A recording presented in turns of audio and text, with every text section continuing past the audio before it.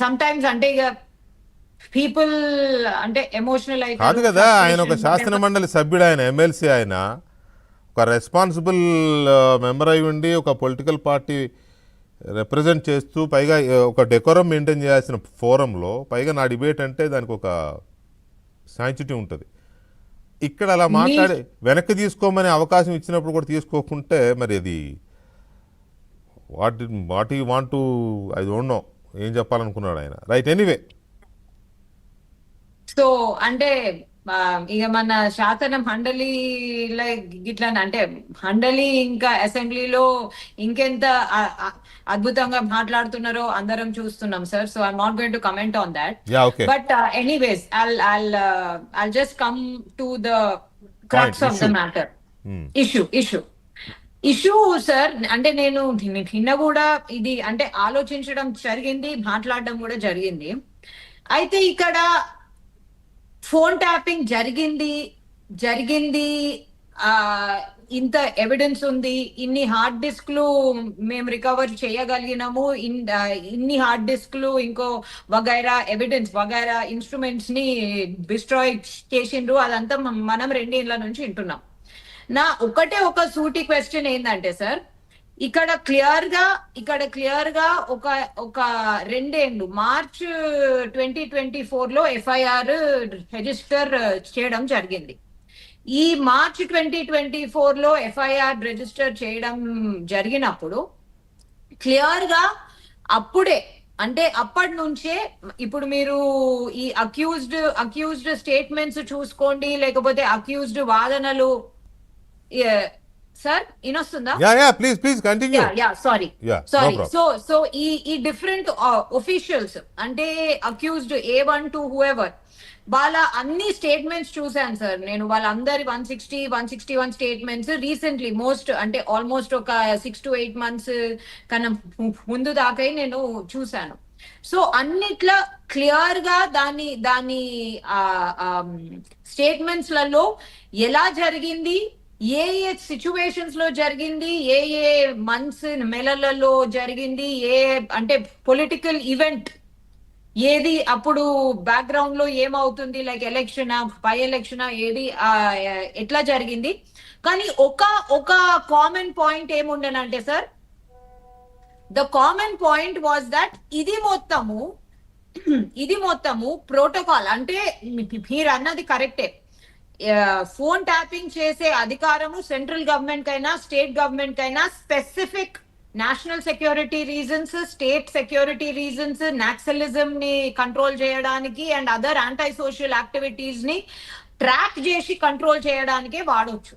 So ఇప్పుడు అది కూడా ఒక డీటెయిల్ రికార్డ్ ఉండాలి. ఇప్పుడు central government home ministry, home secretary and state home secretary, and state government home secretary detailed reasoning తోని అప్లై చేసి ఆ రీజనింగ్ బేసిస్ మీదనే ఒక స్పెసిఫిక్ టైం ఫ్రేమ్ లోనే ఈ పలానా ఫోన్ నంబర్లని మేము ట్యాప్ చేస్తున్నాము, అది కూడా పలానా ఫోన్ నంబర్, ఒక్కొక్క ఫోన్ నంబర్ ఎవరిది, ఏ కారణాల వల్ల ట్యాప్ చేయడం అవసరమైంది అనేది క్లియర్ గా లిస్ట్ అవుట్ చేయాలి.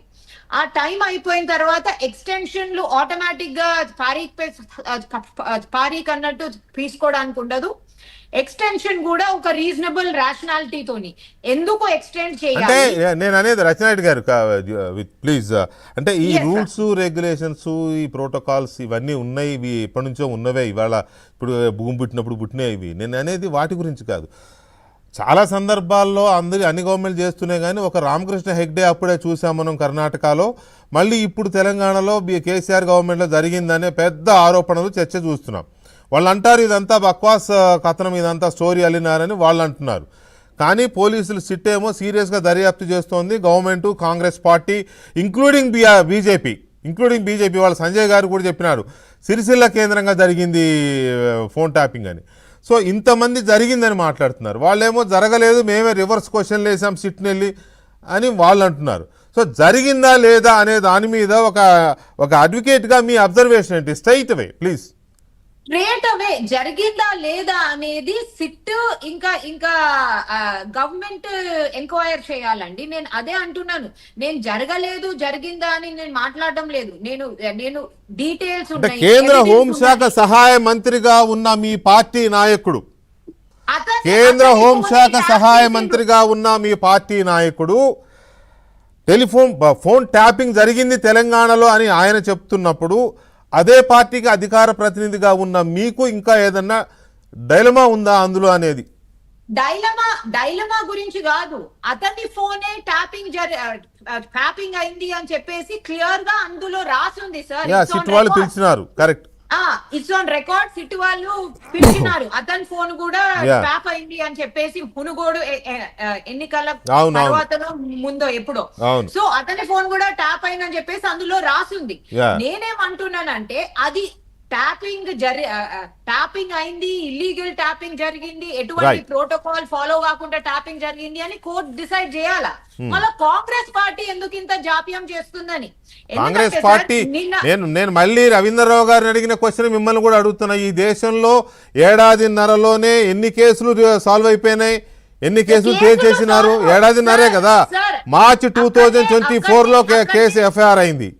అక్కడనే రైట్. వాట్ దయాకర్ గారు ఎందుకు లేట్ అవుతుంది అనేది బీఆర్ఎస్ అండ్ నాట్ బీజేపీ తరపున అధికార ప్రతినిధిగా ఉన్న రచనారెడ్డి గారు అడుగుతున్నారు.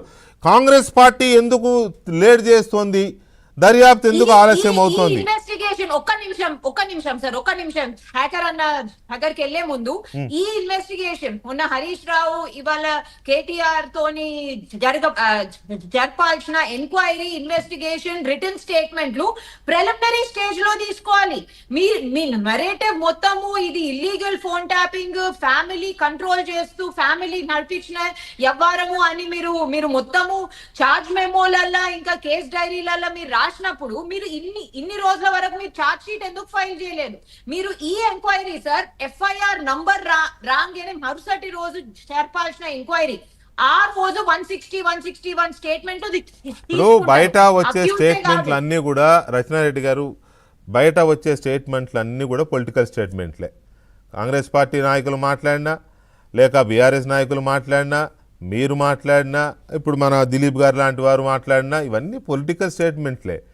ఎక్కడా కూడా సిట్ అధికారులు కానీ ఎవరు